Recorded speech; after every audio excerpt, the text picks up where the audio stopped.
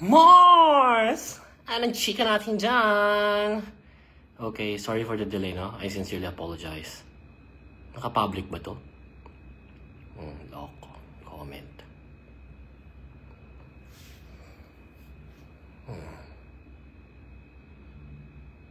Uy, no, I don't want that. Loko. Pin comment. Hindi ba yun? Sorry, dry yung lips ko. Mga Mars, naririnig ba ako? Klaro naman. Hindi kayo maka-comment. Sorry. Daniela. Special, Naririnig ako, Mars. Comment mo nga kung yes. Baka kasi may problema pala yung audio, tapos Diyos ko, ang tagal. Marky! Okay, Marky, Daniela. Naririnig naman ako ng maayos. Kasi ayaw ko tsumika ng tsumika, dire-diretso, ng banat. Tapos, hindi pala maayos yung audio. Kaya, I'm asking for confirmation sana. Klaro, okay. Okay, ate. Noted. Noted po, klaro. Ate, naririnig ka namin. Okay. Sensya na. Kasi naka-ano ako ngayon, do not disturb. So, baka nagme-message kayo. Diba? Siyempre, para walang notifications.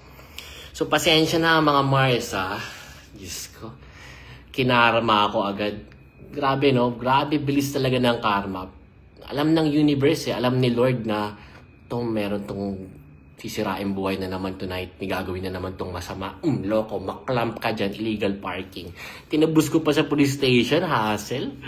Diyos ko, mura lang naman dito. Nahaselan lang ako dun sa proseso na kukunin mo yung slip, pupunta ka dun sa police station, naghabal-habal ako motor, pila ka dun sa fine, bayad ng fine, pirma, bigay ID, lisensya, and yun, ending, na-late ako sa ating usapan ng alas 8. So, I sincerely apologize for that, mga Mars, no?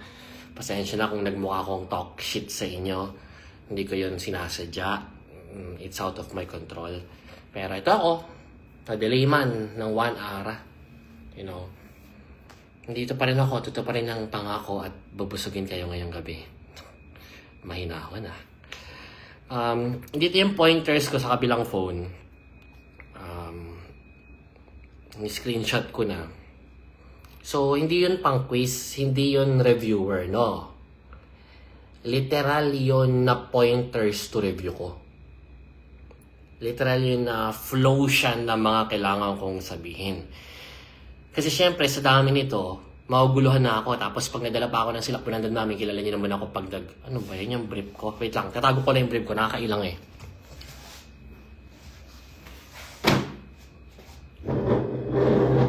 Sexy ka, no? Panis. Wait lang.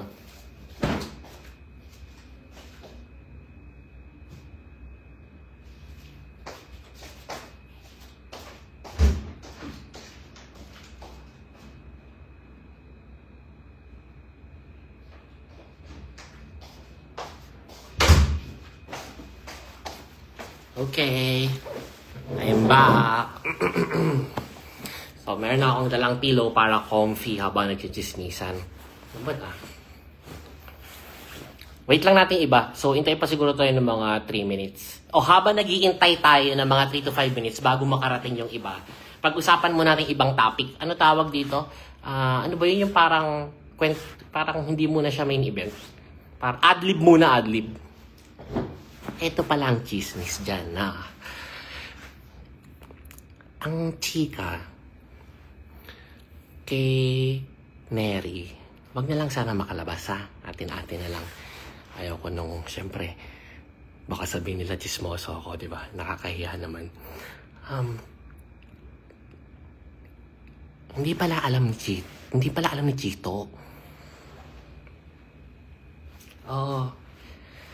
Ang nangyari pala dyan, alam niyo yung sekretuhan between husband and wife. Not about, not about may kabit or merong third party, sekreto na babae, sekreto na lalaki. No, not about that. Alam niyo yung thing na kailangan mong ilihim sa asawa mo yung isang bagay kasi magagalit siya eh. Alam niyo yung ganung thing, yung tinatago mo sa asawa mo not because gusto mo siyang paglihiman, ayaw mo lang na magalit siya. So parang ang dating kay Neri, parang gusto niya yatang i-surprise si Chito na, eto na, malaki na yung kita natin, mayaman na tayo agad, something like that. Eh yun, nagkabuliliusuhan. So, ang chika pala dyan, base sa someone close to them. Hindi pala alam ni Chito. Ayan. Anyway, yun yung isa nating adlib habang iniintay yung iba. Meron pa tayong mga 5 minutes siguro. Iba pang adlib. Pa ba? Unahin ko na ba yung kay Christine? Bawal pala ako magbanggit ng pangalan dito para maiwas sa kaso. Diba? Eto. O sige. Ano na? Okay, pwede na to. 126, hindi na masama. Paki-screenshot niya. Mga close friends ko dyan. Paki-screenshot ako, ha? Gusto ko lang makita yung number of viewers. Kasi yung phone ko nakasalansan ng maayos. May Johnny Walker na gold label sa likod ng phone ko. Tapos meron pang isang Johnny Walker na gold label. Ito nakapwestahan na to eh. Tapos may tig-piso dito sa harapan para may stopper ba. Ano na to? Pipicture ako para makita nyo, ha? Ayan.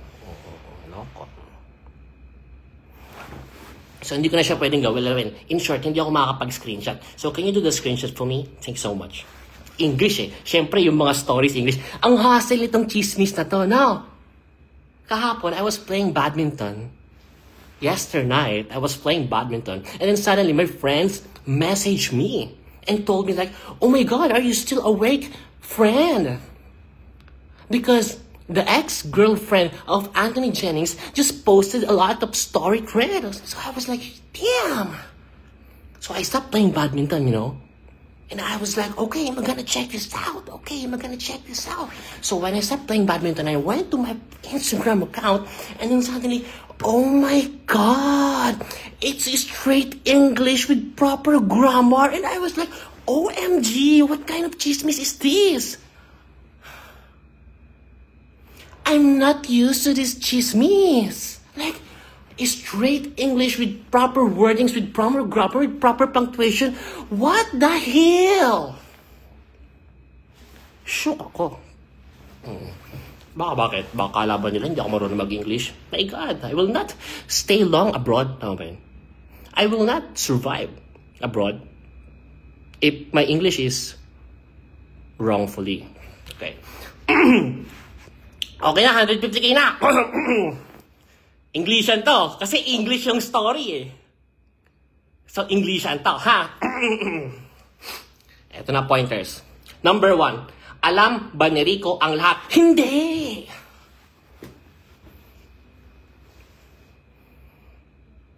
Alam mo, tawang-tawa ako dun sa mga nagpo-post. Tawang-tawa. English pa, English. You know what?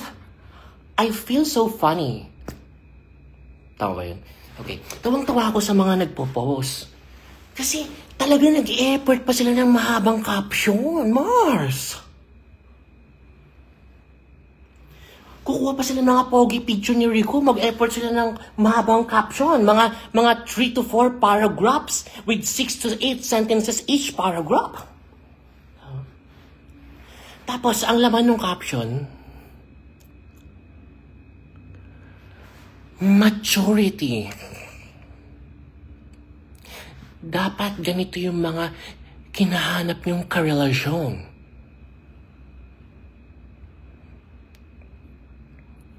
Yung matured na lalaki. I was like, you know, pagkabasa ko ng title, I was like, maturity? Ano nga asahan mo? 53 years old na yun. Lolo na yun eh.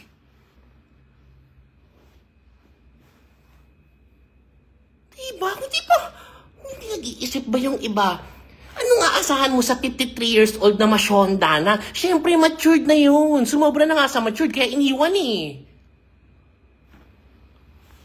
Diba, Hindi maarot ng aking isipan ang mga taong gumagawa ng mahabang caption na madamdamin tungkol kay Rico Blanco about maturity. Matanda na yun. Siyempre matured na yun. Ano ba yun? Parang kagaya natin na 31 years old, 25, 22, 18, na bigla magraran sa Facebook, mag-aaway-aaway kapag nag-break.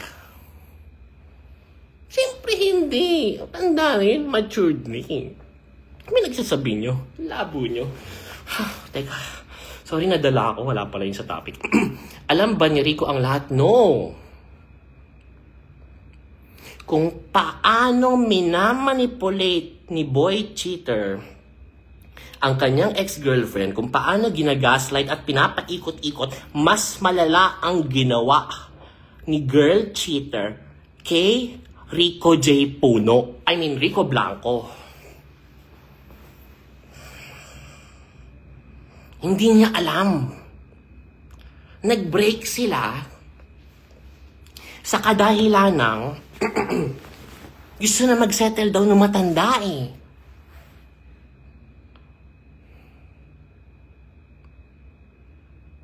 Hindi ko alam kung ano yung tunay ng eksena, no? Ayaw kong magaling.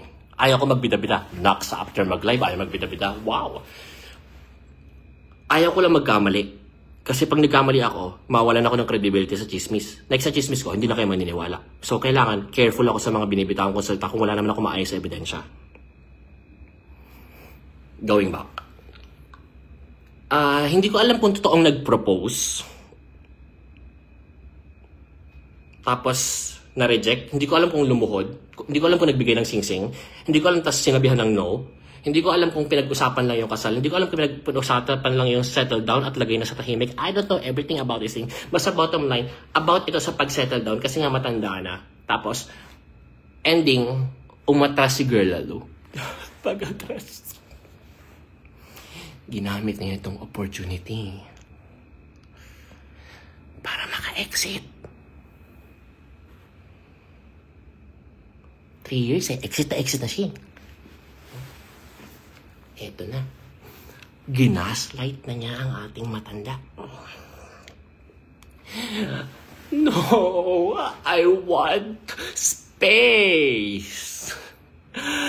I need to grow up. I'm still young, you know. Style by style. Ganun ba, ganun? Bata pa ako! Rico J. Puno! Oh, Diyos ko, sumalangit nga ba? Bata pa ako, Rico! I can't take this pressure anymore! Perfect opportunity eh. Tama? Umexit na. Doon sila hiwalay. Eto ang malupit dyan. Saan ba ako? Tumitigas pa ba ang sandata? Diyos ko. Ano lang ito, nagpatawa lang ako. Hindi ko alam. I mean, alam niyo naman yun kung nakafollow na kayo sa akin at matagal na akong kilala for the past few years. Madidifferentiate nyo agad kung ano yung humor ko lang at ano talaga yung legit na chismis. So, kung tumitigas pa ba ang sandata, we will not answer that, no? It's more on humor lang siya. Let's focus with the agenda. Review of the Rick Mar breakup. Oh, okay, I'm done with it. Okay, ano yung nangyari sa hiwalayan? Timeline of the affair based sa ating legit source na H-MUA. Ano ba H-MUA? Hair and makeup artist. Okay, H-MUA. Timeline. Meron silang series. I'm not quite sure about the series. Siyempre, baka nanonood yung ex-girlfriend eh. Grabe, Englishan talaga yun. So, kailangan makisabay ako sa English. Baka sabihin niya, mahina ako sa English, nakakahiya naman. Baka mapahiya tayo, di ba? Siyempre, kailangan tayo itaas ang ating mosang flag. I'm not quite sure what's the series all about. Panis.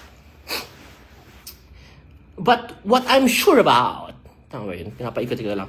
Basta ang alam ko lang, nag-shoot pa lang sila, may pampyangan na nagaganap. Meron na mga lihim na pagtatagpo na nagaganap behind Rico. Meron na mga Pwede ko ba sabihin yun? Baka may mga 15 years old na mosang na nakikinig dito. So, kailangan kong alalay sa salita ko.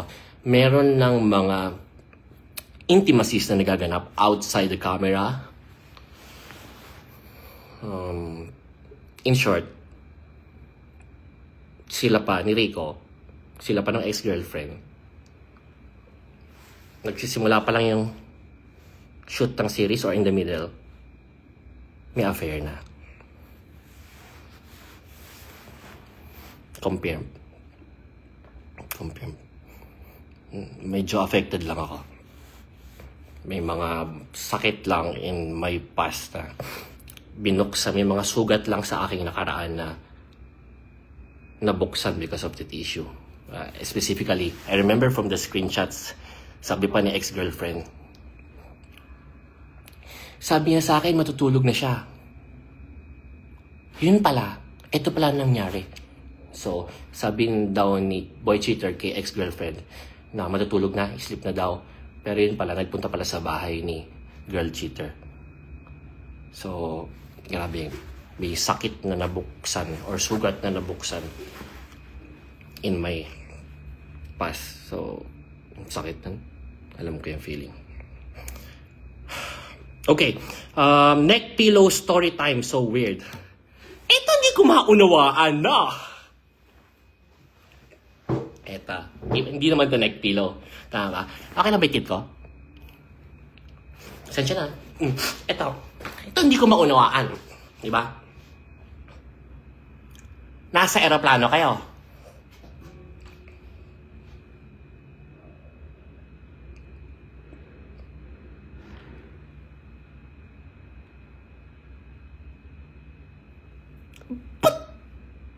Hindi naglalag.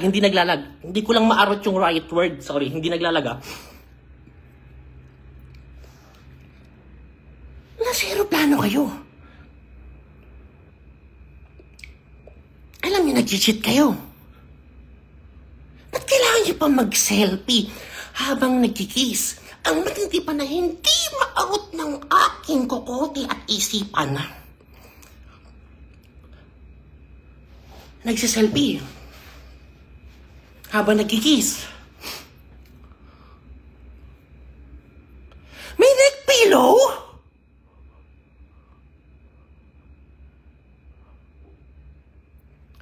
Hindi niyo man lang inalis yung neck pillow? Ganun ba? Normal ba yun sa mga magjowa? Saka mag-asawa? Ganun o. Iba kapal yung neck pillow eh. Kasi nire-relax na pantulugan. Tama. Tapos kikiss ka pa ganun o.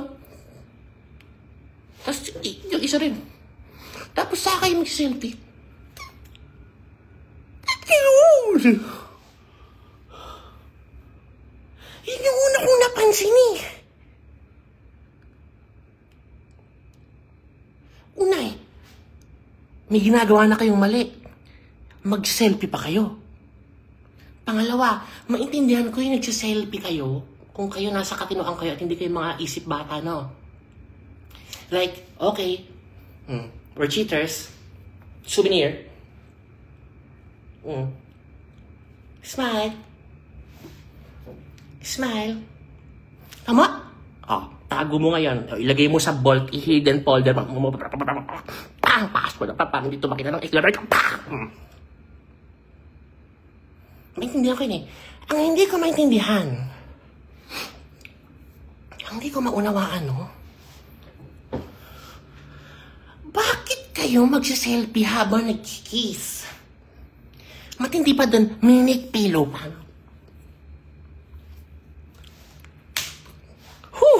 Ewan ko. Nawawala ako sa tamang hulog ng aking pag-iisip tuwing naiisip ko yung neck pillow na yan. Okay, moving on. Maris, affair with another artista. Ito, nahuli to ni Rico. In the middle of the relationship, there is this one instance with may isang pambihirang pagkakataon na nalaman ni Rico na merong kalandian si girl cheater na isang artista, isang sikat na aktor. And kung paano ginaslight ni boy cheater sa ex-girlfriend. Ganun din yung style. Wala yan. Ka-work ko lang yan. Pero pinalampas. Strike 1. So, ngayon, nung napapansin na ni Mashonda na okay, here we go again. Pangalawa na naman to. So, parang let go na lang. Alam ko na mangyayari dito. So, bottom line, hindi alam ni Rico about sa affair kay boy cheater. Kung paano tayo na-update na ex-girlfriend recently is kasabay rin siyang na-update. So, it's very hurtful for him, and at the same time, parang rin siya nakalaya. Parang, jackpot, nakalaya ako sa babaeng to. Sarap din yan sa feeling. Okay. Ito. Affair with 2 other women. Nung sumikat na si boy cheater, ito nakausap ko talaga yung 2 babae. Meron siyang 2 ginawa, meron siyang 2 chiniks, meron siyang 2 binengbeng. Na 2 pribadong babae or mga sexy models on Instagram, something like that, pero hindi mga artista. Habang jowa pa yung ex-girlfriend at habang kalandian niya si girl cheater. So, in short, 4 pinagsabay-sabay niya. Di nyo ngayon may gets kung bakit nanginginig yung Di nyo ngayon magigets kung bakit hindi niya dinilit yung mga conversation.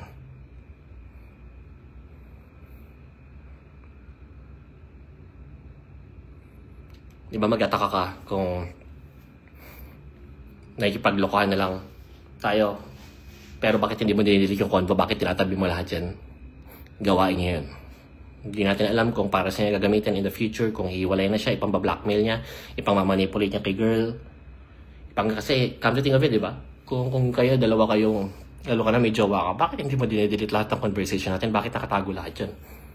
And I found out from these 2 women na yung conversation nila with boy cheater is nakatago rin lahat and ginamit against them.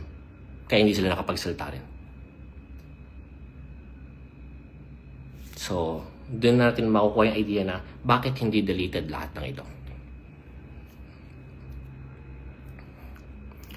Truth behind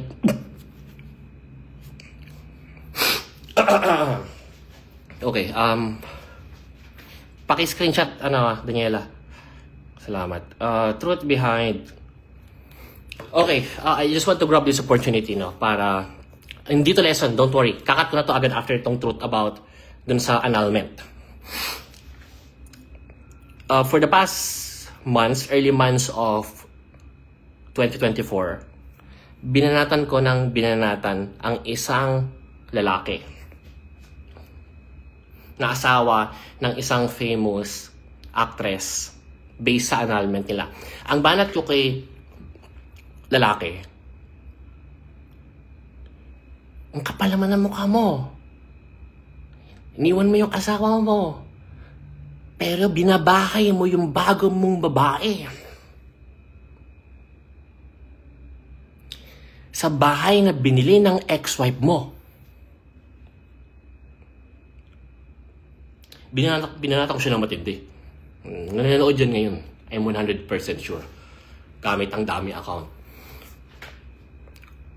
Binanatan ko siya, todo-todo. Pinost ko, dire-diretso. Para bang pinower trip ko, pinagtripan ko. And then, 3 months later, 4 months later, I found out from someone connected to them the real reason kung bakit binigay sa kanya yung bahay.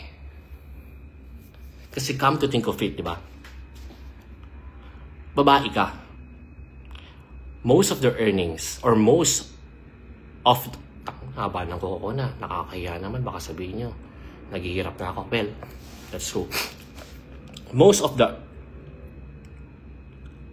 ambag on that bahay is si babae ang nagbigay ng pera. Ang ganda ng bahay eh. Alabang ba yun? I forgot na eh. So, palaisipan niya sa akin, bakit hinahayaan ni babae na ibahay lang yung bagong girl lalo ng ex-husband mo doon sa pamamahay na ikaw ang majority na nagbayad?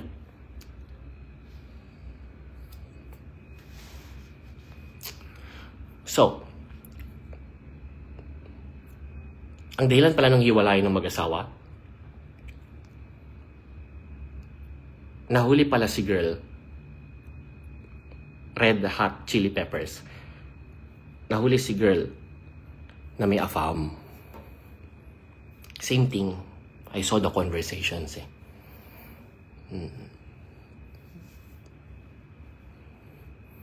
May AFAM pala. So parang si girl, para matapos na lang to dahil ako na may nagkamali, ako na may nag-cheat.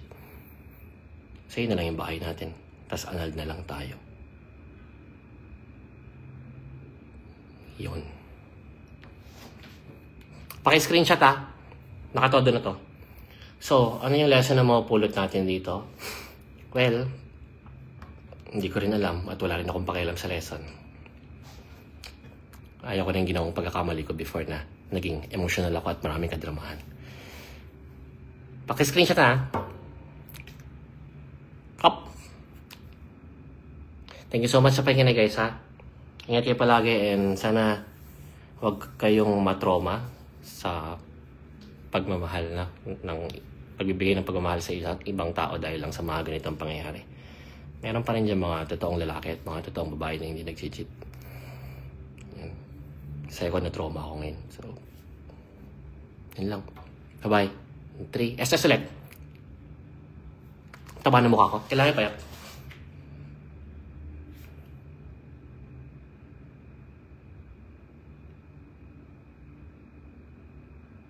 Bye-bye. God bless you. Salamat sa 250,000 na nanood.